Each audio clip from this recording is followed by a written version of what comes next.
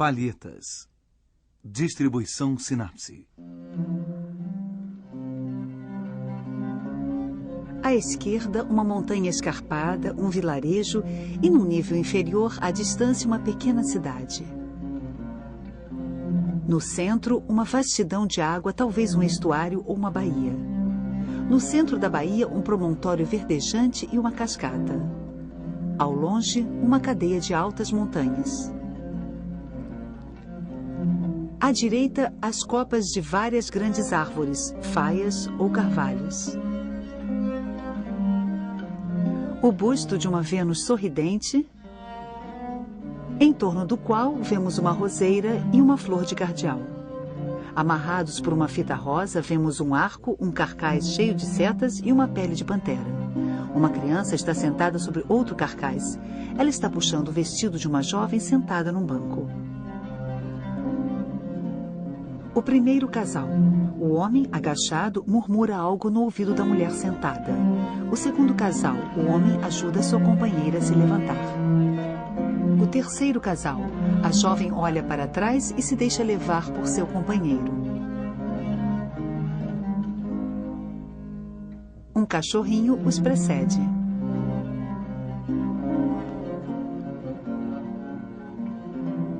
Mais abaixo, atrás do talude, 3 casais abraçados ou de braços dados.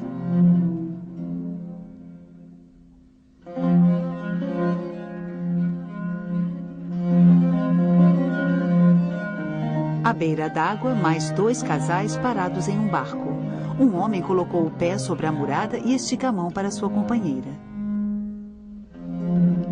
A figura de proa dourada é uma espécie de sereia alada e tem uma concha marinha no seu penteado. Em cima dela, outra estátua dourada, um musculoso fauno que está segurando um arco ornado por uma guirlanda de rosas e pâmpanos. O arco sustenta um dossel com uma cortina vermelha. 2 marinheiros nus, de pé, seguram a embarcação contra a margem, fazendo força com as varas. Querubins nus e alados, com arcos e tochas, voam pelo céu.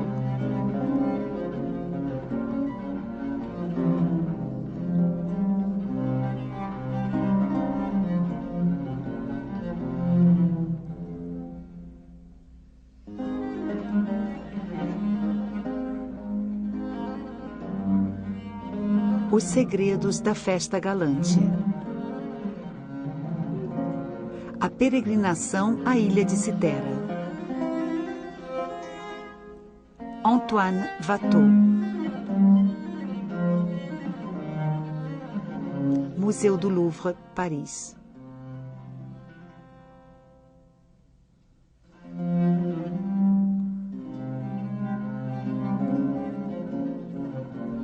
Antoine Watteau, nascido em Valenciennes, fez seu aprendizado em vários ateliês, primeiro na sua cidade natal e mais tarde em Paris. Sua formação foi eclética, cobrindo desde cenários de teatro até imagens religiosas. Em 1712, aos 28 anos, Watteau se apresentou à Real Academia de Pintura, onde logo foi admitido por causa de seu talento. Segundo o costume, ele deveria realizar uma obra de admissão. Cabia a ele escolher o tema. A Academia o repreendeu várias vezes. Ele só entregou seu quadro em 28 de agosto de 1717. O senhor Antoine Watteau mandou entregar o quadro que lhe havia sido pedido e que representa a peregrinação à ilha de Citera. Mas o secretário da Academia proibiu o título e o substituiu por Uma Festa Galante, modificação que talvez traduza a dificuldade dos acadêmicos para classificar o tema. A aceitação de um título mitológico teria, na verdade, dado a Watteau a qualificação mais elevada, a de pintor histórico.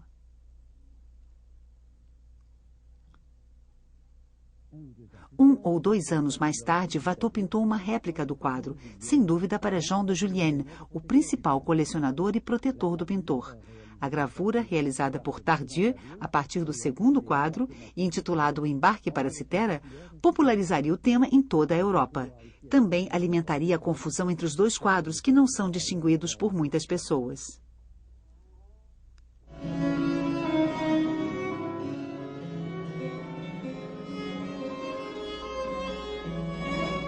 O embarque foi adquirido em meados do século XVIII pelo rei de Prússia, Frederico o Grande. O quadro pertence hoje à cidade de Berlim. Quanto ao primeiro quadro, ele permaneceu nas galerias da Academia, no Louvre, até a Revolução Francesa. Em 1793, as coleções da Academia foram confiscadas e mais tarde doadas ao Museu do Louvre. O quadro começou então a ser chamado de O Embarque para a Ilha de Citera e manteria esse título por mais de 1 século e meio, até voltar a ter seu título verdadeiro.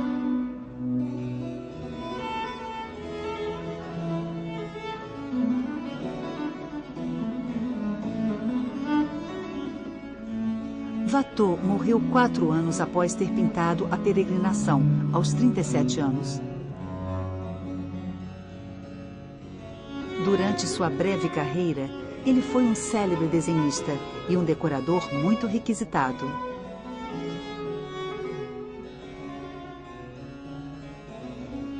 Alguns anos após sua morte, seu amigo Jean de Julienne mandou gravar e encadernar suas obras em 2 volumes de desenhos. Mais tarde, mandou gravar também todas as suas pinturas.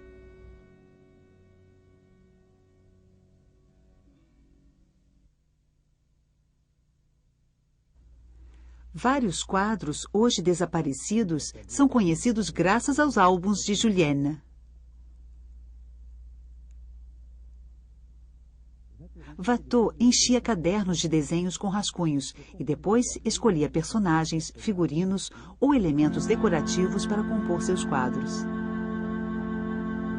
A Peregrinação surgiu, portanto, da justaposição de vários desenhos.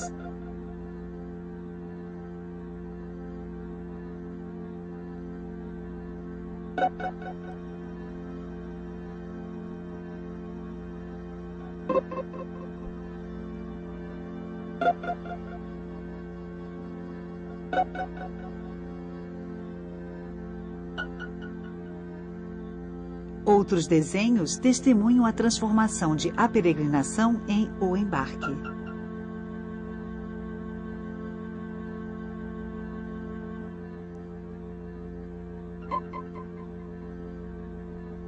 Watteau também copiava gestos ou rostos dos pintores dos quais ele gostava.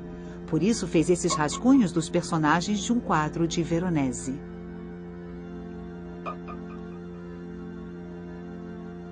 Os 2 marinheiros foram inspirados por A Pesca Milagrosa de Rubens, que Watteau conheceu através de uma gravura.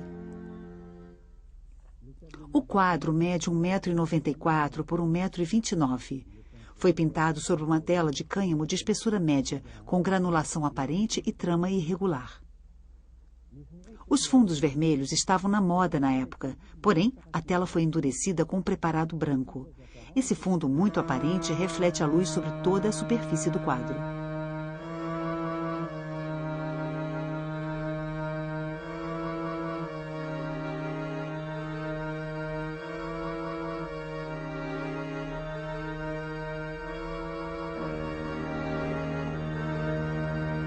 Os personagens e os detalhes da parte central foram desenhados com pincel e pigmento cinza.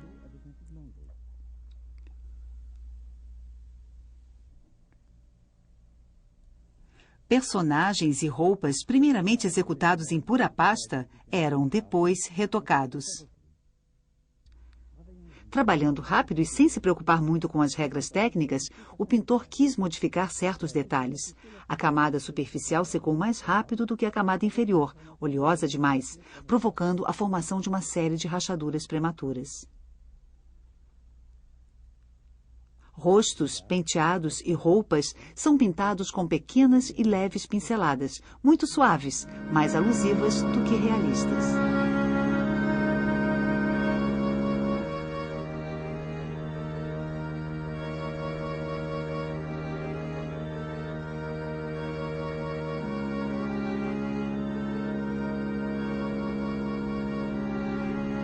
Houve várias correções. O braço de um marinheiro tinha uma posição mais elevada. Da mesma forma, um querubim foi primeiro pintado de costas atrás de uma das mulheres. Talvez a estivesse empurrando. Depois, Watteau o cobriu e o pintou de frente um pouco mais longe. Depois, apagou-o novamente. Desta vez, ele flutua no espaço. Essas correções são visíveis hoje porque as camadas que as recobriam tornaram-se com o tempo mais transparentes. Muitas vezes envernizado, o quadro havia adquirido um tom escuro amarelo amarronzado. Os contrastes de cor haviam desaparecido. O céu não mostrava mais nenhuma luminosidade crepuscular. Em 1984, na véspera da grande exposição do tricentenário de nascimento de Watteau, a peregrinação foi restaurada e o quadro voltou a ser mais nítido. A cena representada pelo quadro está totalmente contida dentro da moldura. Nós a vemos como um observador afastado do grupo, localizado numa elevação à beira do rio. Dominamos os personagens e nossa vista se estende até muito longe pela vastidão de água. A posição foi escolhida a fim de tirar o melhor proveito de todos os elementos decorativos. Os planos de fundo são azulados conforme os princípios da perspectiva atmosférica. Watteau tomou emprestado de Bruegel ou de Leonardo da Vinci esse tipo de penetração que atravessa em profundidade os planos de fundo do quadro. Talvez também venha de Da Vinci essa maneira de separar o espectador da cena pela moldura abrupta de uma espécie de barranco selvagem. A Tiziano e aos venezianos pertence essa organização espacial simples com planos sucessivos bem delimitados. As massas que contornam a paisagem são como adornos de teatro presos à ribalta. No segundo quadro, o enquadramento é ligeiramente mais fechado nos personagens. O ponto de vista é diferente, a visão menos aprofundada. As montanhas levemente perceptíveis em meio a uma bruma dourada situam-se mais embaixo. As copas das árvores se estendem mais para a esquerda do quadro. Watteau toma emprestado também dos venezianos a técnica de modular uma grande variedade de tons a partir de alguns poucos pigmentos.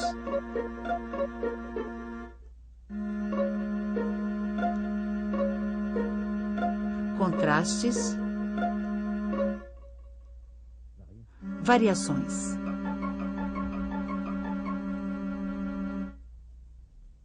O que estão fazendo os personagens do quadro? A peregrinação à ilha de Citera pode significar que eles estão se preparando para partir para a ilha ou que, ao contrário, já estão nela. Em A Peregrinação, a proa está virada para a margem. O barco é impulsionado por varas e, portanto, só faz viagens em águas pouco profundas. Em O Embarque, a popa toca a margem. A proa está virada para a água. O barco possui um mastro e velas, o que lhe permite atravessar mares.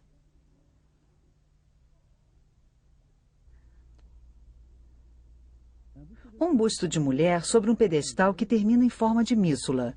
No Império Romano, esse tipo de estátua demarcava as fronteiras. Talvez estejamos na fronteira do território de Vênus. Mas a paisagem de A Peregrinação é ambígua. O plano aquático é estreito e contido, circundado em parte por altas montanhas. Da mesma forma, na Ilha Encantada, Watteau mostra uma paisagem que circunda um corpo aquático. Talvez o pintor tenha se inspirado nas narrativas de viagem ou nos mapas que faziam de Citera uma ilha com um litoral mais recortado e montanhas mais elevadas do que na realidade. A ilha de Citera, na época, tinha o nome de Cérigo e era uma colônia veneziana. A iluminação vem da esquerda. As sombras são longas. Mas por falta de informação não podemos dizer se são as primeiras horas da manhã ou o final da tarde. Da mesma forma, a folhagem das árvores mistura cores primaveris e outonais. Os personagens não participam de uma ação precisa, mas, unidos por um arabesco, formam uma espécie de guirlanda que dá continuidade às guirlandas da estátua e do barco.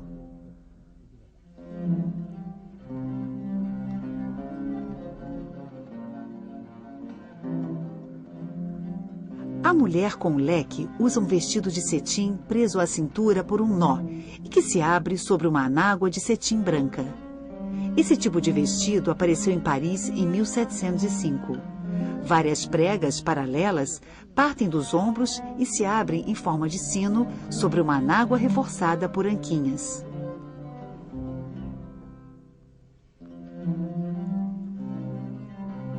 A segunda mulher, ao contrário, usa um corpete com mangas compridas e manguinhas de renda e uma saia de cetim listrado. Esse traje renascentista estava fora de moda, mas ainda era apreciado em todas as classes sociais porque era mais prático.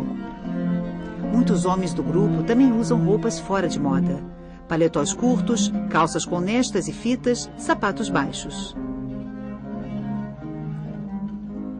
2 homens estão vestidos como gente do povo. As mulheres que os acompanham usam trajes de empregadas ou de camponesas. Um homem usa um costume de cetim justo e uma capa com um drapeado elegante. É o traje de O Indiferente. Um de seus companheiros usa a roupa de Mezzetino, o valete aventureiro e músico da Commedia dell'arte, o seresteiro. Os comediantes italianos foram expulsos da França por ter montado uma peça na qual a senhora de Maintenon achou que eles faziam troça dela. Watteau usa muitas vezes seus figurinos.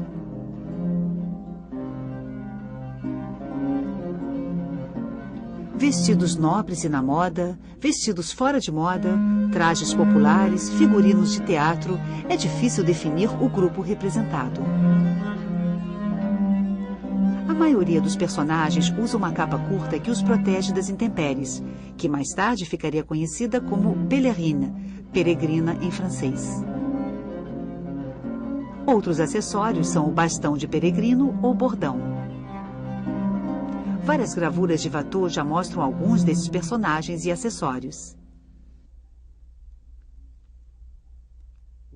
Na Idade Média, os peregrinos carregavam chaves cruzadas se iam visitar Roma e conchas se estivessem a caminho de Santiago de Compostela. A concha é um sinal do peregrino. Ela é a insígnia de um percurso iniciático com emboscadas, desvios, retornos, rituais, milagres, penitências e alegrias, exatamente como a busca do amor. Os peregrinos galantes de A Peregrinação usam corações atravessados por flechas, e a concha está presente dentro do barco, mas desta vez ela representa o que costumava representar na antiguidade, o sinal de Vênus. Afrodite era a deusa grega do amor. Ela se tornaria Vênus para os romanos. A mitologia conta que ela nasceu da espuma do mar. Levada pelos Zéfiros, ela vai parar na ilha de Citera antes de se estabelecer em Chipre. Para Watteau, o nome Citera, as alusões à Ilha do Amor e as peregrinações são comuns. A Ilha Encantada. Os Jardins de Citera. A Peregrina Alterada. As Diversões de Citera. Boa Viagem.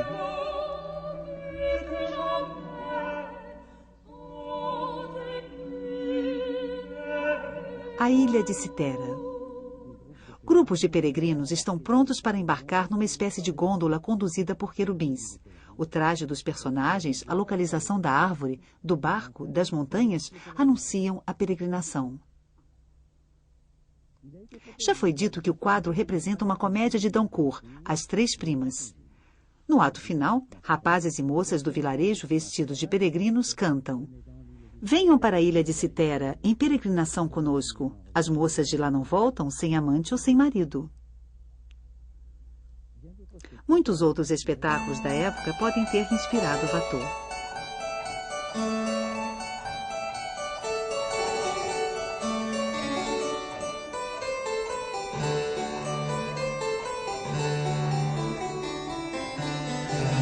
No mesmo ano de A Peregrinação, François Couperin compôs O Carrilhão de Citera.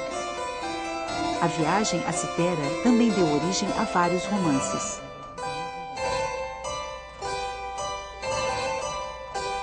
Em um dos grandes livros da época, As Aventuras de Telêmaco, o jovem Telêmaco, filho de Ulisses, atraca em Chipre e faz uma excursão a Citera. Antes de Watteau, todas essas aventuras haviam sido ilustradas por Bernard Picard, em várias cenas galantes. Ele representou o tema várias vezes e foi provavelmente uma das fontes de inspiração de Watteau.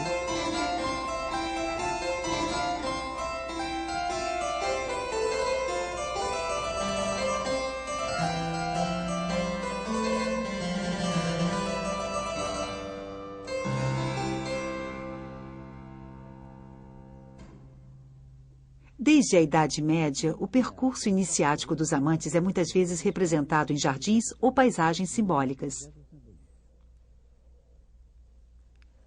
Os italianos recriaram a Arcádia a partir de autores antigos e de sua poesia hermética. Rubens leva seus suntuosos amantes para um jardim cercado de fontes barrocas. É desse quadro que Watteau toma emprestada a ideia do querubim que empurra uma dama. Primeiro em A Ilha de Citera e mais tarde em A Peregrinação, no qual é apagado logo depois. Watteau dispunha seus personagens em paisagens que se inspiravam em jardins reais. Os do Palácio de Luxemburgo, os bosques de Versalhes. E também nos jardins do seu amigo financista Pierre Crozat, em Montmorency, que reunia uma sociedade elegante e adepta de um novo estilo de vida. A perspectiva. Reunião em um parque.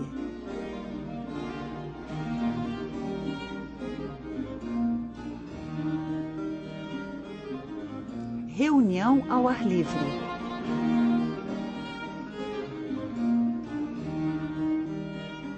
Os prazeres do baile. Vários quadros de Watteau não têm a mesma leveza. Espectadores cúmplices, descobrimos a ninfa adormecida, mas vemos muito mais do que o sátiro. Assistimos ao julgamento de pares por trás.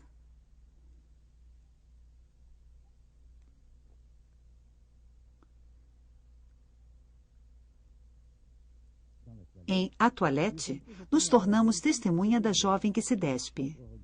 Outros olhares que se cruzam, o da empregada, o do cachorrinho, o do querubim esculpido. Notamos mais uma vez o símbolo de Vênus, a concha. Uma outra toilette. A grande concha simbólica tornou-se o receptáculo das abluções íntimas da dama. E o gênero galante, delicado, alusivo, nunca está longe demais do gênero lascivo. Os jogos de Citera são, antes de mais nada, jogos e brincadeiras de amantes. Logo passarão ao amor físico. Enfim, confunde-se Citera com o Parque Saint-Cloud, lugar famoso pelos encontros pouco castos. Costumamos dizer ir a Saint-Cloud, fazer peregrinação a Saint-Cloud. Alusão sob forma de paródia. Em A Ilha de Citera, Watteau pintou de fato as balaustradas da cascata de Saint-Cloud. Em meio a essa ambiguidade, a esse equilíbrio entre amor cortês e festa sensual, talvez resida também o espírito de um momento histórico. Com a morte de Luís XIV, a severa ordem moral, instaurada havia vários anos, foi logo relaxada. O príncipe regente, Philippe de Orléans, gosta de teatro e diversões. Um de seus primeiros atos foi chamar de volta à França os comediantes italianos. Verdadeiros círculos de libertinos relatados pelos enciclopedistas da época preconizam tempos dourados modernos e o prazer do momento. Em um quadro da época, o regente é representado como Baco.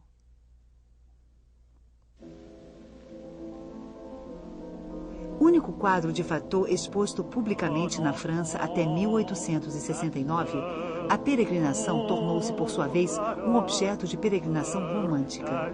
Todos veem no quadro a viagem anunciada no título, e também a languidez do crepúsculo, a melancolia da partida, a iminência da morte.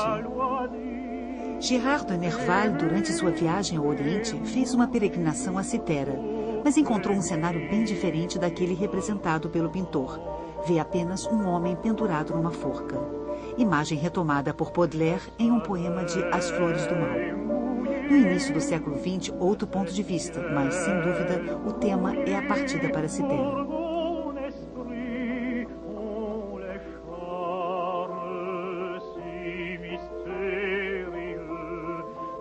Rodin vê em A Peregrinação uma narrativa de tipo medieval, uma sucessão de cenas que vão da direita para a esquerda que exprimem os estágios da paixão. Charles de Tolnay identifica em A Peregrinação os 3 estágios dos antigos: persuasão, consentimento, harmonia.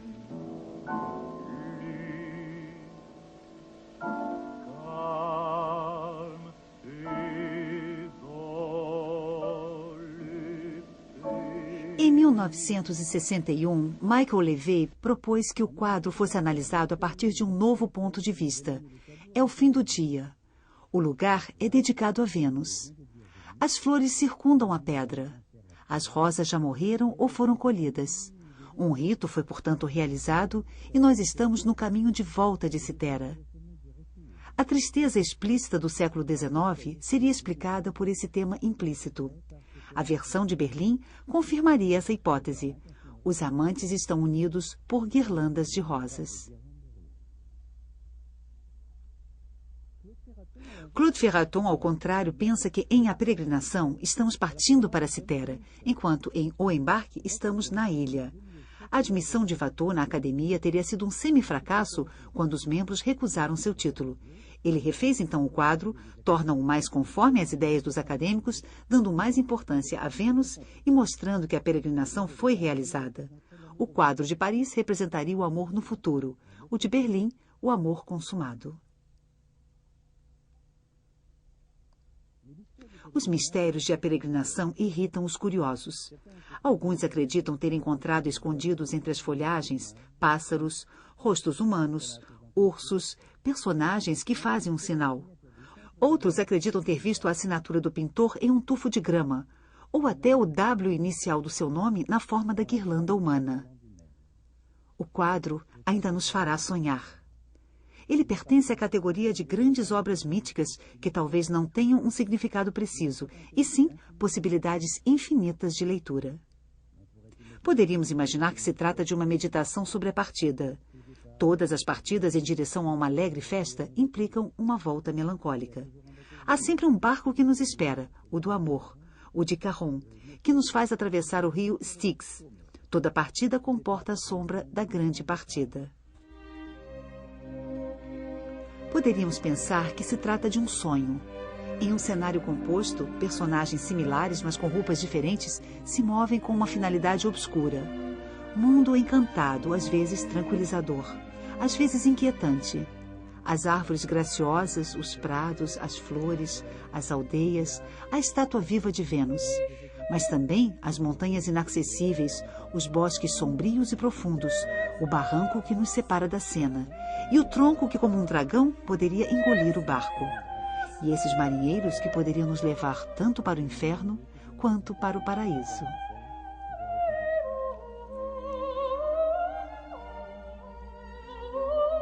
Poderíamos concluir que, a partir de mitos antigos sobre o amor, Watteau recompôs uma espécie de mito pessoal. Uma Arcádia rococó na qual a selvageria natural e a cultura galante se reconciliam. Fábula sobre o tempo suspenso. Imagem de um instante no qual todos estão felizes. Imagem de um instante no qual todos são jovens e no qual acreditam que permanecerão assim para sempre. Poderíamos dizer finalmente que se trata também de uma reflexão sobre a pintura. Podemos terminar com o cachorrinho, o personagem mais humilde, recorrente na obra de Watteau. Quem é ele? De onde veio? Talvez seja o cachorro do pintor. Mas também é um Cocker Spaniel anão que se chama Vecelli, porque era o modelo preferido de Tiziano. Depois, evoluindo através de cruzamentos sucessivos, o veronês, pois foi pintado muitas vezes por Veronese. Único personagem que tem nome, 2 nomes de pintores. Ele caminha confiante em meio ao grupo de humanos. Talvez ele esteja no centro da imagem para dizer que todo o quadro também conta a história da pintura e transmite, de geração em geração, segredos ao mesmo tempo fúteis e sublimes.